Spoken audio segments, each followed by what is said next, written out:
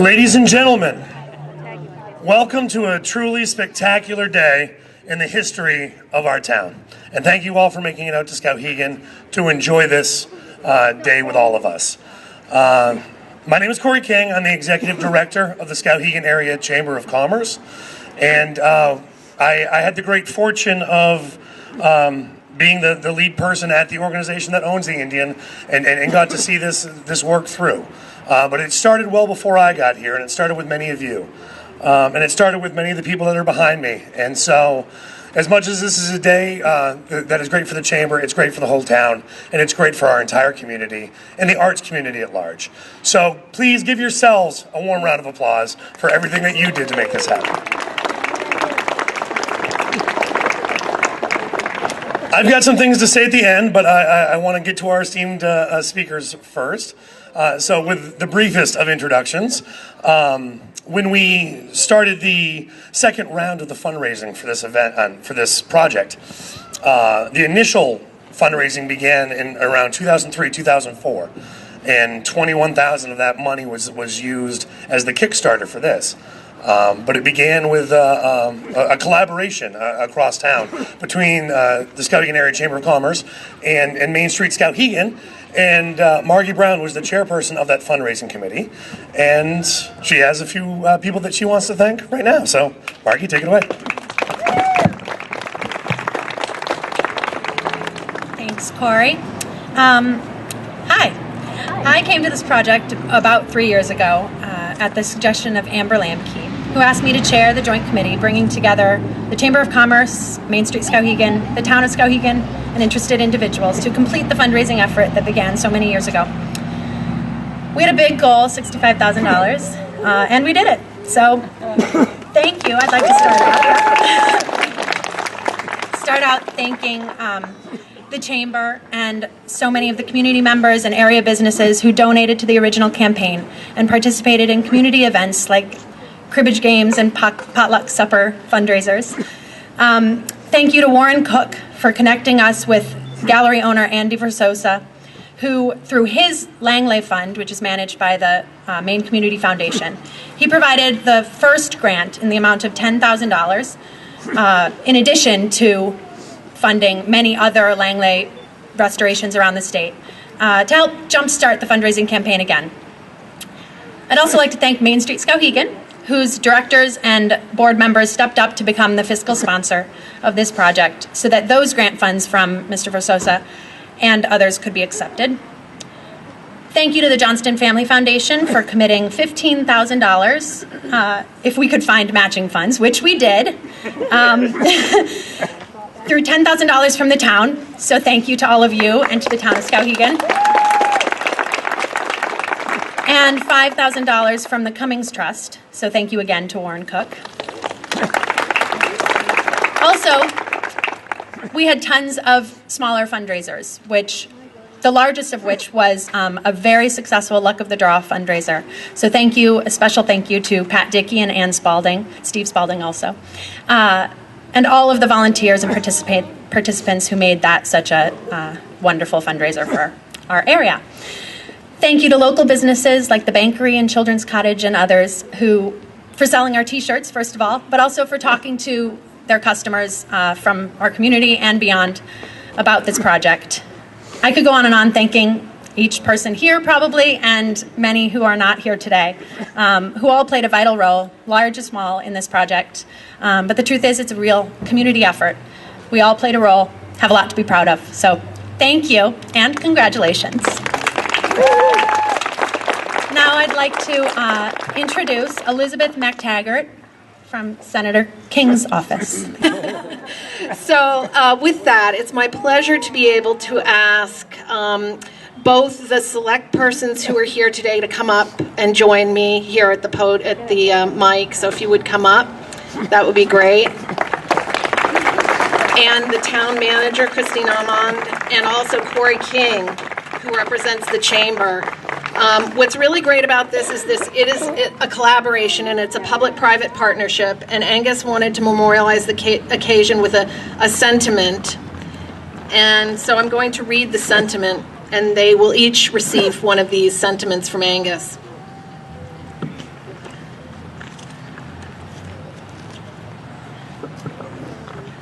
in honor of the first Skowhegan Celebration of the Arts event on the occasion of the completion of the Indian Restoration Project, and to memorialize this important day of the unveiling and rededication of the statue, I extend my congratulations to the Town of Skowhegan, Chamber of Commerce, and the numerous groups and citizens involved for their hard work and dedication on the collaborative public-private effort to bring the project to fruition. And he has signed it Angus King, and of course he puts on congratulations exclamation mark. So well done to all of you. You really deserve a lot of credit for this excellent effort. So as far as the project goes, our sculpture gained a lot of weight this summer. We used 19 gallons of paint, 40, I don't know if any of you saw the article in the paper yesterday, but I'm just repeating some of the things I told Doug Harlow. But yeah, 19 gallons of paint. We used 42 linear feet of galvanized threaded rods, replacing some of the rusted bolts that were in there. We used roughly 160 pounds of stainless steel wire mesh that is integrated inside the sculpture to hopefully keep out the squirrels and the bats. We used 150 pounds of lead flashing, replacing some of the flashing that was there and adding new flashing. We inserted over 80 borate rods into areas of the sculpture that are prone to rotting. So all in all, I'm sure this sculpture, and also many gallons of different types of epoxies. In fact, the left leg had been hollowed out by insect infestation, and there was about an 8-inch diameter hole that went the entire length of the 18-foot timber. So this had to be cleaned out, hollowed out. It was almost like cleaning a chimney, getting all the rotten wood out of the center of the timber. And we inserted a ring of number 4 rebar, steel rebar, inside the void, and then poured in 750 pounds of epoxy grout. So all in all, our beloved sculpture gained over 1,000 pounds this summer. But I think he wears it well.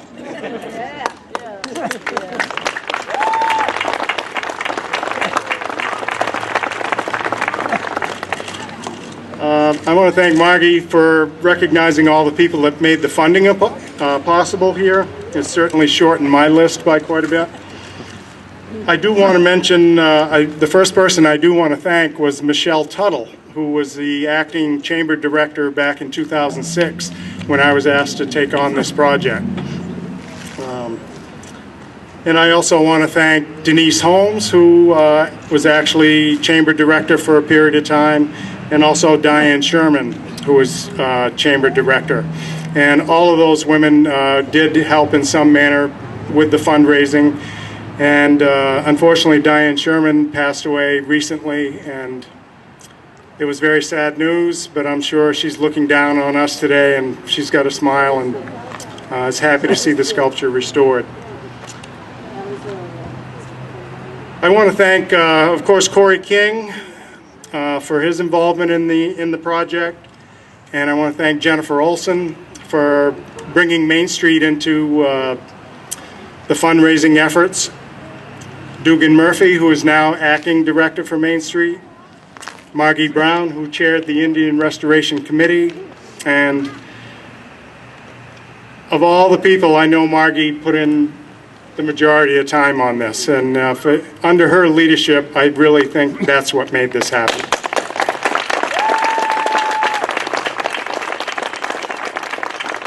And of course, I want to thank all the taxpayers of Skowhegan who were part of this as well. I want to thank Ron Harvey from Tuckerbrook Conservation. Ron did some consultation. He actually drafted the first recommendations for restoration. Al Hodson of Resurgence and Engineering and Preservation out of Portland. He was the engineer who first assessed the sculpture back in 2003 and was the one who recommended the stainless steel cables be added to the front and back of the sculpture. The sculpture actually stood all that time from 1969 to 2004 without those cables. But it's good to have those there as a safety measure. I also want to thank Susan Buck. She was the one who did the microscopic paint analysis. Each area of the sculpture was meticulously scraped, and vials of the scraped paint were sent down to Williamsburg, Virginia, where she chemically dissolved these scrapings and analyzed them under a microscope. And with this method is able to determine exactly the pigments and sheen of the original paints. I'd like to thank my son Camden Dion for helping me cut down a 120-year-old hemlock tree 2 years ago in anticipation of some of the replacement parts. Of course, I want to thank my crew, who I could never have done this project without their assistance and their help. Joe Almond, thank you, Joe. Dylan Daigle. I want to thank Gary York of York Sign Shop. I know many of you know Gary as a sign painter, but he's also a very accomplished woodworker and artist. And he was also on the board of directors of the Chamber of Commerce throughout much of this effort. And in one of our discussions, I mentioned we were going to need to have replacement parts for the weir, the fishing net. And Gary said, well, I think I have the perfect wood. And knowing Gary's background as a woodworker, I said, well, he probably does have the perfect wood. So Gary and I spent a day in the forest harvesting some 4, 5, 6 inch diameter hemlock logs that, even though they're only 4, 5, 6 inches in diameter, they're about 50 to 60 years old. These trees were growing on a ledge on the back 40 of Gary's property in a very tight configuration where they were competing for moisture, competing for sunlight, and they grew very, very slowly. So Gary was right. They were the perfect logs for these replacement pieces.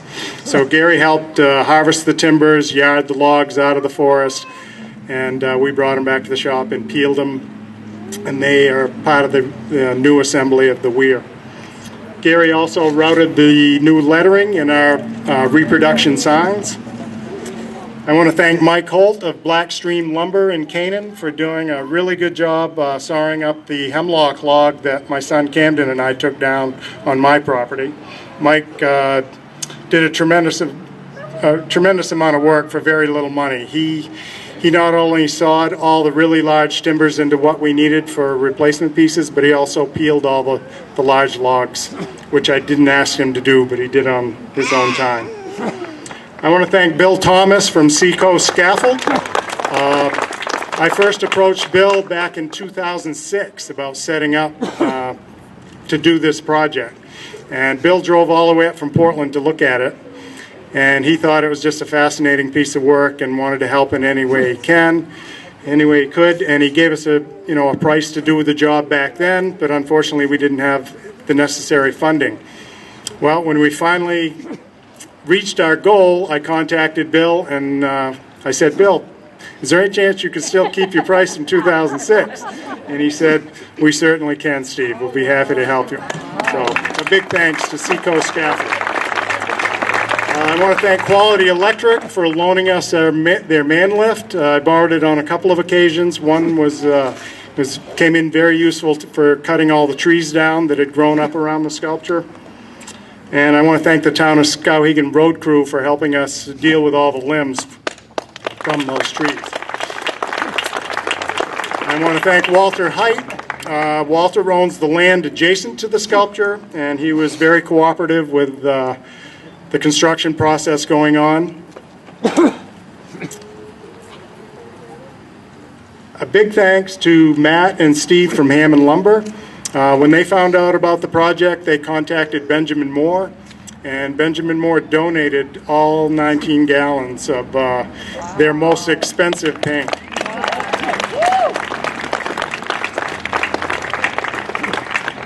I want to say thanks to Don and Steve from Don Low Construction. They're working on the new pharmacy here, and they assisted us with the lull to put up the weir. That made that job go much easier and much safer. I want to thank Steve Gavoni for coming over and looking at the leg situation. I mean, when we first saw that that leg was in that bad a shape, I was actually worried that we shouldn't even be working near the sculpture. But with Steve's calculations, we were safe to make the necessary repairs. Last but not least, I want to thank the guys up to Mainwood Heat.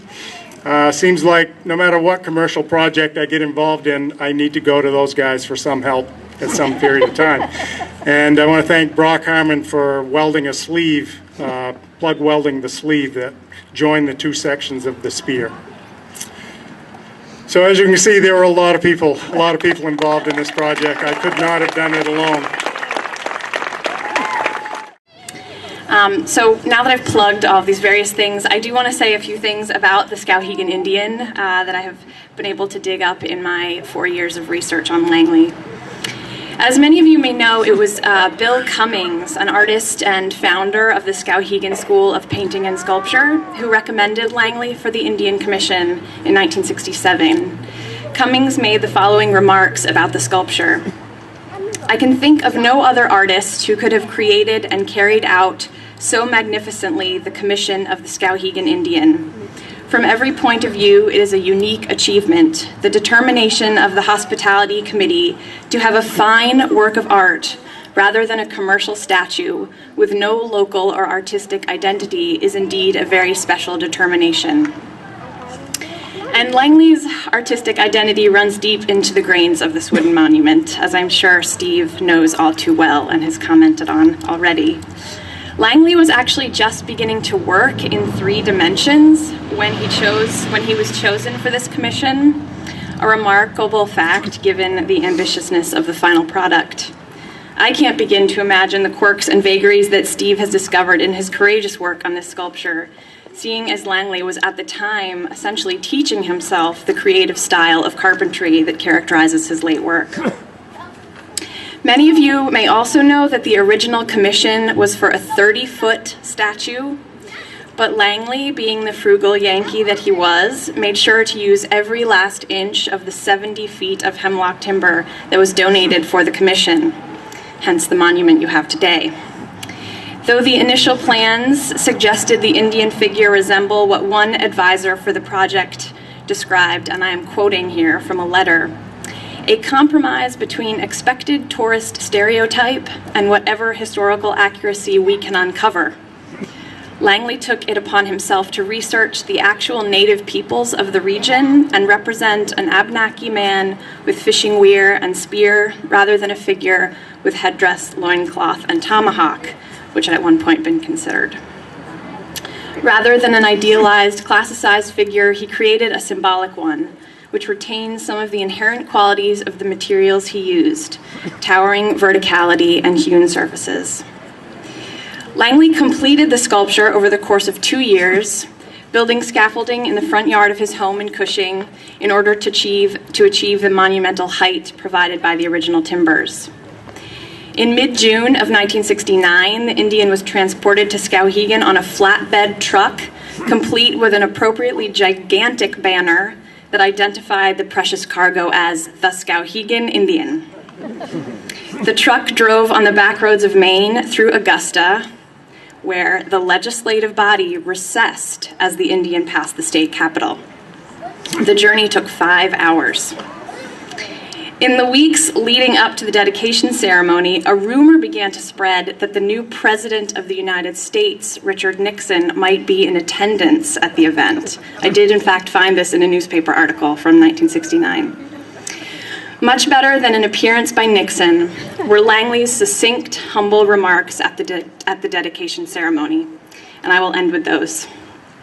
I've lived with this fellow for 2 years. There will be an empty space in my yard. He's become a good friend. I hope you accept him as that.